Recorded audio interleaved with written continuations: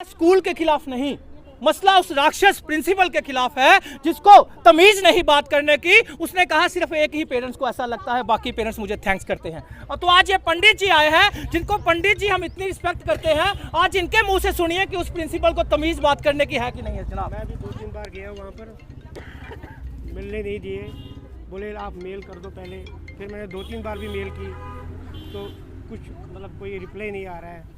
मतलब बड़ा हैरासमेंट उसने किया। क्यों मिलना चाहते थे आप प्रिंसिपल से? बेसिकली मेरा बच्चे का ना सेक्शन चेंज किया था उनने, तो खाली एक बच्चे का सेक्शन किया था उस टाइम चेंज।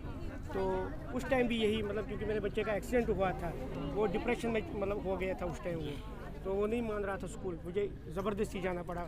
तो मैंने उसको बोला मैडम इसको थोड़ा अभी मतलब क्लास में वापस जाने दो, तो जब तक इसको थोड़ा बहुत ठीक हो जाता है। उसने उस टाइम नहीं माना।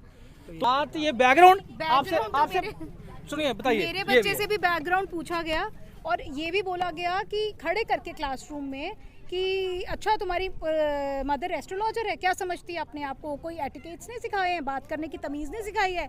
मेरा बच्चा कुछ भी जवाब नहीं दे रहा, सिर नीचे करके रो रहा है और उसके लिए मैटर लिखा गया बिहेवियरल इश्यूज़।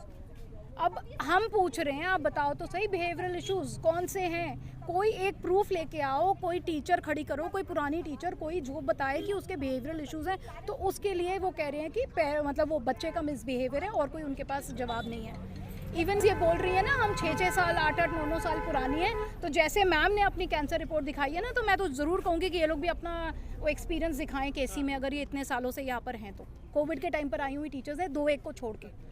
ये हम टीचर और प्रिंसिपल की बहुत रिस्पेक्ट करते हैं। जिस टीचर को ये नहीं पता कि अनलिमिटेड का मीनिंग क्या होता है, तो बताइए वो टीचर हुई? मैं पूछना चाहता हूँ, क्या उसकी वो टीचर हुई? जिस टीचर को ये नहीं पता अनलिमिटेड का मीनिंग क्या होता है, तो किसी भी एयरटेल की ऐड पे पढ़ ले, वहां पे भी लिखा होता है कि अनलिमिटेड इंटरनेट, अनलिमिटेड डाटा। तो ये बताइए कि जब उस टीचर को ये नहीं पता, तो मैं उसको टीचर नहीं समझता। जो टीचर ये कहती है हमें नहीं लगता वो कैंसर की पेशेंट है, तो मैं उस टीचर को इंसान नहीं समझता, वो टीचर नहीं है। ये उस माँ के सबूत कि वो कैंसर पेशेंट है भी है कि नहीं।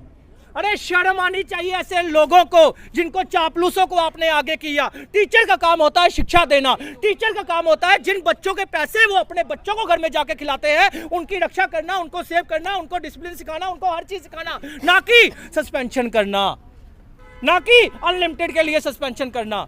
अगर कोई बात थी, अगर सक्षम ने जब 1 साल से पढ़ रहा है, वहां उनके 4-5 बच्चे और भी रिश्तेदारों के पढ़ रहे हैं, इनके बच्चे पढ़े, इनके बच्चे की क्या गलती थी? पंडित जी का बच्चा पढ़ा, पंडित जी के साथ हैरासमेंट। अरे आपने क्या चीफ मिनिस्टर की चेयर पे बैठ गए हो? प्रिंसिपल का काम होता है जब कोई पेरेंट्स आता है वो मेल करता है या नहीं करता। ये तो इतना बड़ा इशू था, जब एक माँ फिर भी स्कूल गई आपके मीडिया का लाइव सुनकर, तो माँ से मिलना चाहिए था उसको, माँ से मिलना चाहिए था उसको। वो है कौन? मुझे नहीं लगता कि उसका आगे पीछे कोई होगा। जो इंसान दूसरों की इज्जत नहीं करता, उसके अपने घर परिवार में कोई नहीं होता, या फिर वो अपने परिवार की इज्जत नहीं करती। शायद इसी वजह से वो राक्षस जो है वो बदतमीज बन चुकी है, वो फ्रस्ट्रेट है। तो मैं अपने इसको चैतन्य चौधरी साहब को बोलना चाहता हूं, केसी इंटरनेशनल के जो मालिक हैं उनको बोलना चाहता हूं, मुझे आपकी भी स्टोरी पता है। एक बार क्या हुआ, मेरे पास रिकॉर्डिंग आई है टीचर की। एक बार एक टीचर थी, टीचर बेचारी वो बहुत अच्छी थी, पुराने टीचर की सबने तारीफ की, हर पेरेंट्स ने तारीफ की।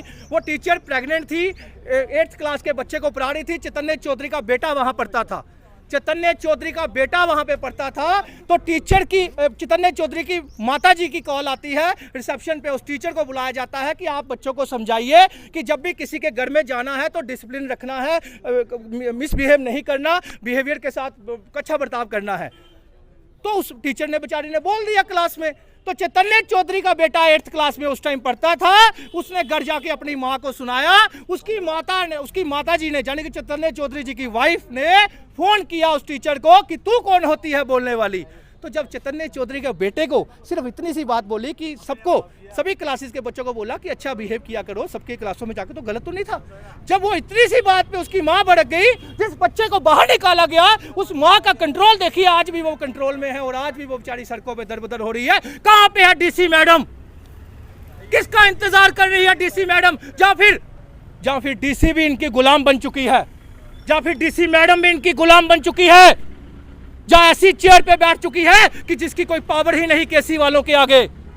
अगर आप लोग कठपुतली बनना चाहते हो तो चेयर छोड़ दीजिए, आपके बस की बात नहीं। जब एक पुलिस डिपार्टमेंट में एक किसी पुलिस वाले की वीडियो बनती है तो हमारे डीजीपी साहब, आईजीपी साहब उसी टाइम एक्शन लेते हैं। तो ये जब एजुकेशन डिपार्टमेंट का इतना बड़ा इशू हुआ है, जो स्कूल किसी को सस्पेंशन दे ही नहीं सकता, किसी की कोई औकात ही नहीं है, किसी का कोई सुप्रीम कोर्ट का रूल ही नहीं है, कोई हाई कोर्ट का रूल नहीं, कोई डायरेक्टर का रूल नहीं, तो ये मुंबई की आई हुई राक्षस कहां से रूल लेके आई?